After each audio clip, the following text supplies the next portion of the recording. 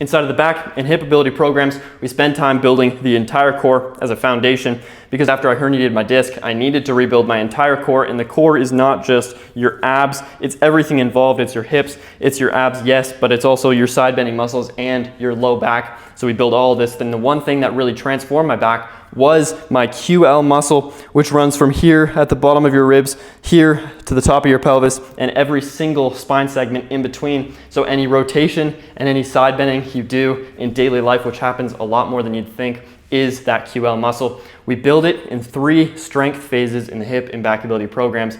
Phase 1 is start, where we're building this with body weight, because the whole point of start is to rebuild your body without needing any equipment, so anyone can start it. Then in scale, we use a timer to strategically build up in load, so we're not building it too fast. We're dominating the weight over the course of 12 minutes. And then we move on to standards, where we're chasing that standard of 10 reps, 25% of body weight, and as soon as I hit that measurement, I haven't had a single setback in my core since. So that's why it's called a standard. It's a strength target. Because in daily life, we don't just move forwards and backwards all the time. We move side to side and we rotate very often. So if you're not training rotation, which would be this QL muscle mainly, or side bending, then what happens when you drop something and you go to pick it up and you do bend to the side, but you haven't done this in a couple weeks, you tweak your back. And that's literally how I kept hurting my back after my disc herniation, as I was avoiding using my back. And all that happened is it got weaker and tighter and weaker and tighter. And then when I did use it by accident, I would have an injury. So ability, not avoidance. And the form is very simple: feet shoulder width apart, foot forwards on the way that you're gonna curl away from, and then you're just putting your hand on your neck. If this is too big of a stretch, then just get rid of that, because you'll see this gains length through the side even more than if you're like this, because there's more weight on this side, so there's more counterbalance. But really digging into this QL and shifting your hip away from the stretch is where you're gonna see the most progress. In start, it's common to start with assistance. This is definitely where I had to start. This is my side of the disc herniation, so that's why I'm showing it from here, to show that you can make a recovery and regain full back ability, and I'll show the standard as well. But assisted to unassisted. And then in standards, you're building up in weight, and the amount of weight that you can dominate over 12 minutes is the amount of weight that you use, and that increases over the recommended 12 weeks, so that when you get into standards, you're used to using weight and dominating weight over 12 minutes, so that you can build to that 10 reps, 25% of body weight that I'll show right now with my disc herniation side.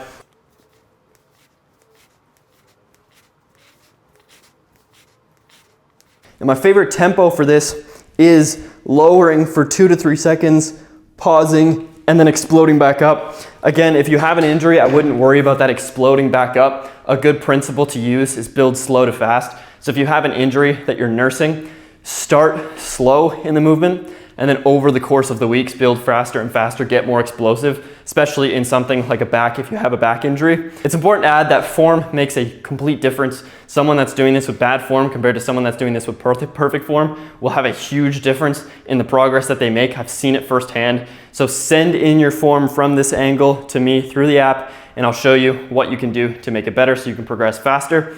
And if you pair this up with all the other back movements, all the other core movements in the system, the seated good morning, the split squat, the RDL, the back extension, everything else in the system, then you have a core that has ability that you don't have to worry about anymore. And that's the goal of this, is to make real life applicable movements that actually make it so in daily life or in your sport or whatever level you're at, you can regain pain-free ability. I believe that we were designed correctly as humans. We weren't designed to have chronic pain and injuries. It's actually super unnatural to have that. And I don't think it's a common thing until recently, where we've had all these modern deviations like sitting all day or getting locked up or taking painkillers to numb the pain instead of actually facing it.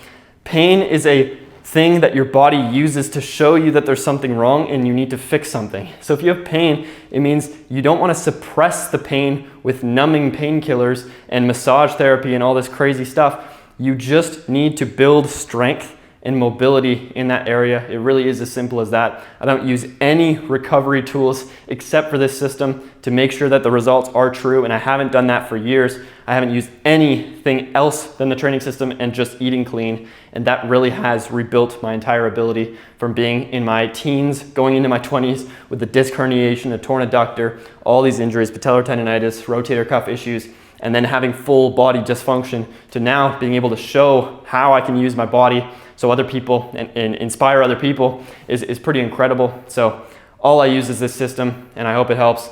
Take action on this, and I'll keep posting these solutions every day.